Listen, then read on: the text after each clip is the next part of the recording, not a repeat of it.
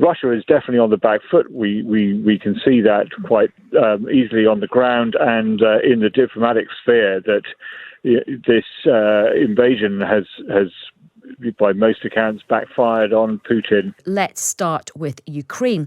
The president of Finland has had a phone call with Vladimir Putin, where the Russian leader has warned that abandoning its long-standing neutral status would be a mistake.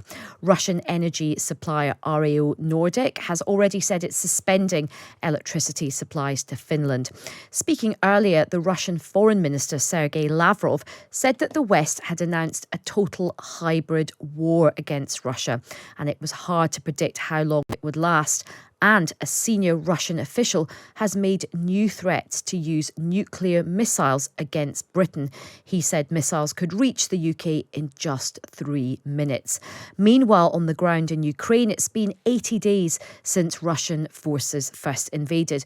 But there is some good news from the city of Kharkiv in the northeast of Ukraine, where the mayor says that Russian forces have withdrawn in direction of the Russian border. Well, joining us now is Richard Spencer. He's the Times' correspondent in Ukraine. Richard, good afternoon. Good afternoon. Thanks very much for joining us. Let's just begin with these threats from Russia. A lot of predictably tough talking from Russia, but quite upping the ante, talking about nuclear missile strikes.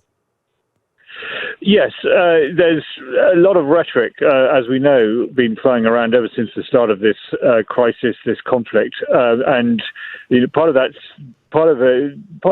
a deliberate strategy on both sides to keep the other side guessing as to what they might do next. Russia is definitely on the back foot. We can see that quite easily on the ground and in the diplomatic sphere that this invasion has, by most accounts, backfired on Putin. He hasn't achieved the swift victory he hoped for, and he has, rather than poking a diplomatic hole in the West, dividing countries against each other, he's managed to sort of unify the West, which had very different views on how to handle Russia and how to manage their foreign policy against him. So the threat of a nuclear response is a kind of last throw of the dice to say, we still have a card in our pocket that we can play, namely the nuclear card, because it's still a nuclear power after all, is Russia. On the other hand, diplomats say the Russian diplomatic service is saying, there is a Russian military code for nuclear use, that nuclear strikes are reserved for either a response to an attack by weapons of mass destruction, or if the Russian state itself is endangered. And the assumption has been that doesn't, the defeat in Ukraine doesn't amount to that. So I think, the warning is that NATO can't go too far in trying to humiliate Russia. But the kind of the official version is that, just continuing to support Ukraine vicariously, it does not count as threatening the Russian state. Really interesting there, Richard. And tell us the state of play in Kharkiv. That the mayor has said that Russian forces have now been pushed out of the city. What do you know about this?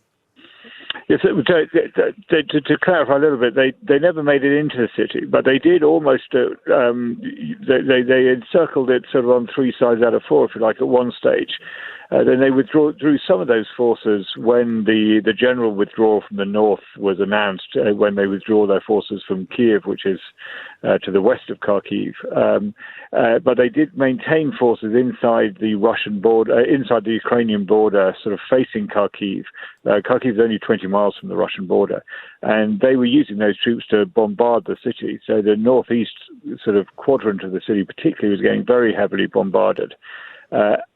Since then, the Russians have attacked through the far east of the country, and in response to that, the Ukrainians counterattacked to the east and southeast of Kharkiv, and do seem to have had some successes and forced Russian troops back to the border in some areas.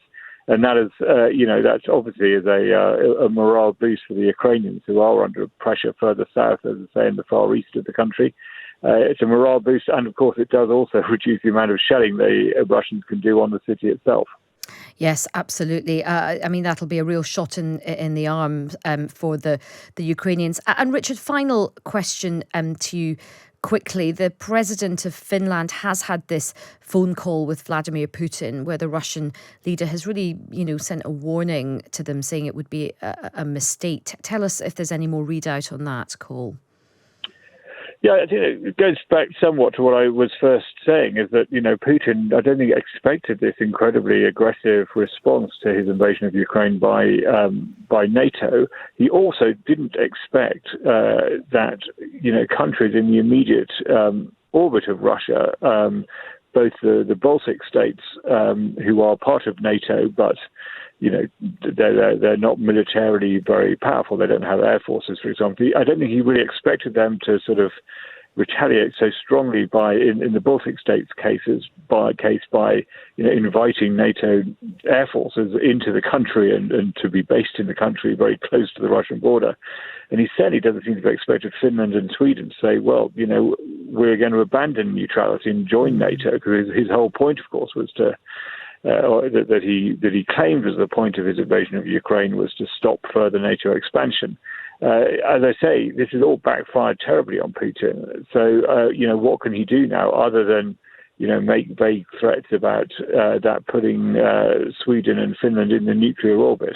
Should there be a nuclear war between NATO and Russia? But Finland and Sweden aren't stupid. They are aware of Russia's nuclear arsenal, and they've decided to go ahead anyway. That they want backup in case Russia decides to take them on in the way that it's taken Ukraine on. Yeah, absolutely. And we'll be speaking to a Swedish politician later on in the programme.